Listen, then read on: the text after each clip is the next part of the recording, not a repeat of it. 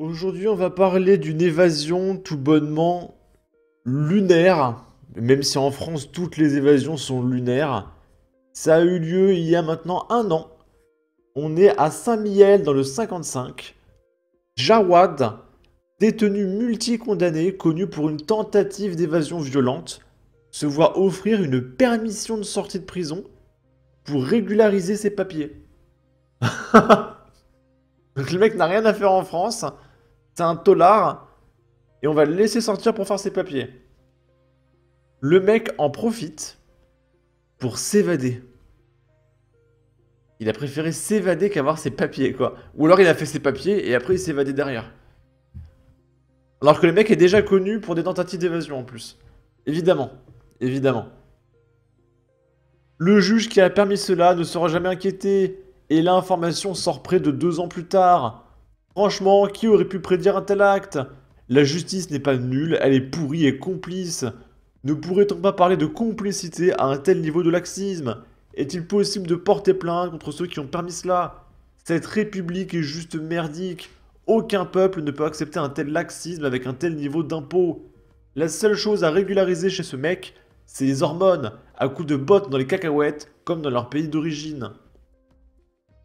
Et du coup, un détenu du centre de détention de Saint-Mihiel s'est évadé lors d'une permission de sortie en mai 2022. D'où le fait qu'en commentaire, il y a un mec qui disait « Il a fallu attendre 2 ans pour que ça sorte ». Parce que c'est tellement débile que je suppose les juges et la justice ne voulaient pas que cette affaire sorte. Donc ils ont essayé de mettre ça sous le tapis. Un mandat d'arrêt européen a été émis contre lui. Initialement, il devait se rendre à la préfecture pour régulariser ses papiers et retourner en détention le lendemain.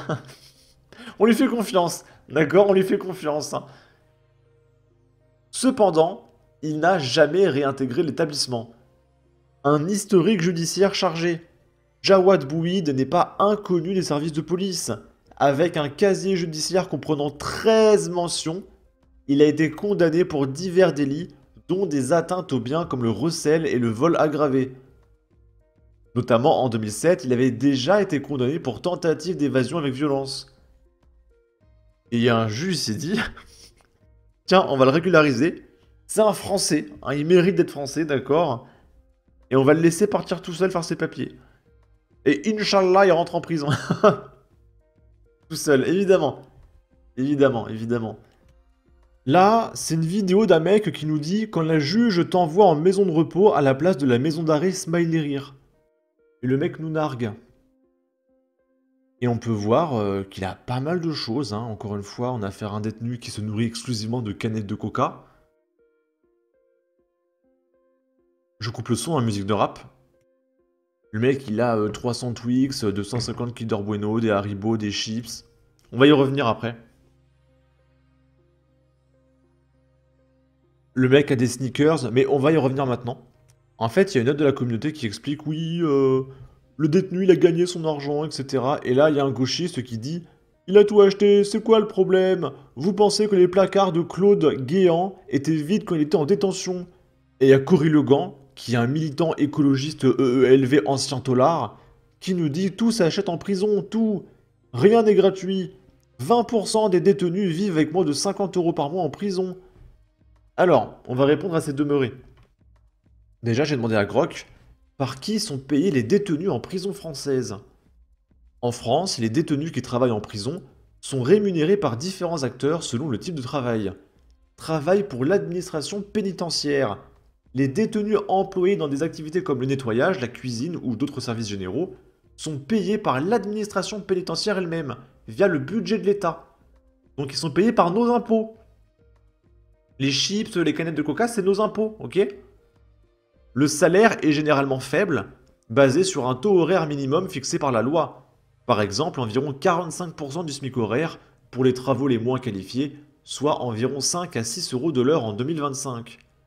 Travail pour des entreprises privées, et ça c'est bien. Certaines entreprises privées exploitent des ateliers en prison dans le cadre de concessions. Dans ce cas, ce sont ces entreprises qui rémunèrent directement les détenus pour leur travail selon des contrats spécifiques.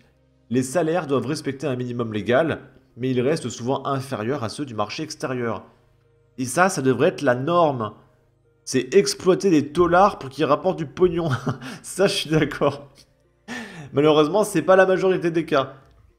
Et dernière possibilité, régie industrielle des établissements pénitentiaires. Pour les travaux effectués dans des ateliers gérés par la RIEP, les rémunérations proviennent des revenus générés par la vente des produits ou services réalisés par les détenus, toujours sous le contrôle de l'administration pénitentiaire, donc payés par nos impôts.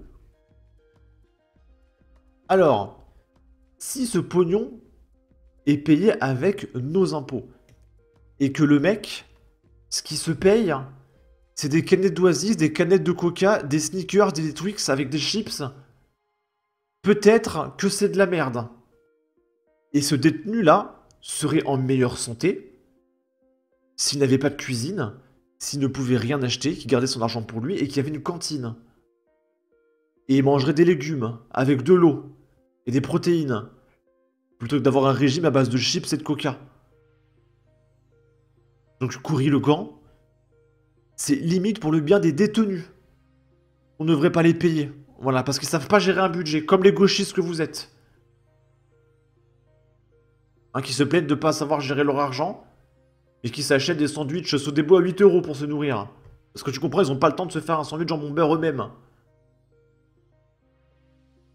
On reprend la vidéo.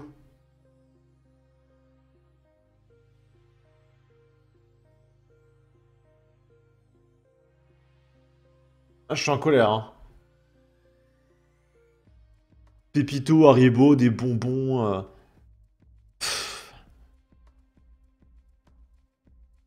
Comment tu veux insérer ce mec en société? Il sait même pas gérer son budget de 50 balles.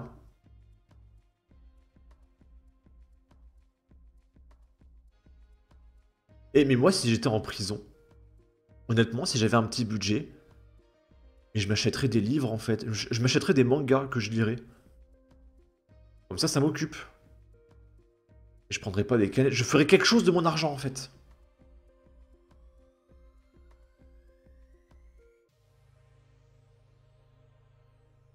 Nutella. Des œufs, à la rigueur, ça c'est bien. Choc à pic, miel pops. Il a un PC avec des enceintes, unité centrale. Ça bouffe du halal, hein, tout le monde sait.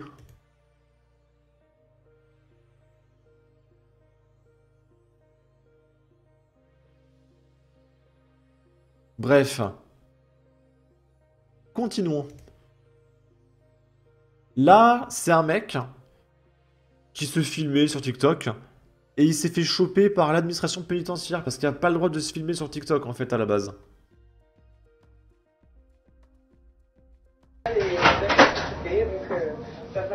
Ah, vous êtes fort, voilà, vous êtes fort. Attends, je coupe. Bye bye. Putain, vous êtes... Ah, ça se passe pas mal en prison. Hein. Ah, voilà, ils m'ont chopé. Ah, bien joué les gars. Hein. Non, en fait, tu le plaques par terre, tu détruis son téléphone et tu lui retires sa télé qu'il a derrière lui en fait. Tu rigoles pas avec le détenu qui dit voilà en fait. C'est le minimum. C'est le minimum. Mais franchement quoi. Mais retirez-lui sa télé. C'est ça qui me rend ouf. Le mec, il contourne la loi, on lui laisse sa télé. Il est en tôle. Il faut le faire pour aller en tôle, hein. Le mec, ça doit être un gros malade. Il a une télé. Bah logique, quoi. Le mec, il est en tôle. Et il a la télé, le téléphone. Et quoi encore, il veut Uber Eats.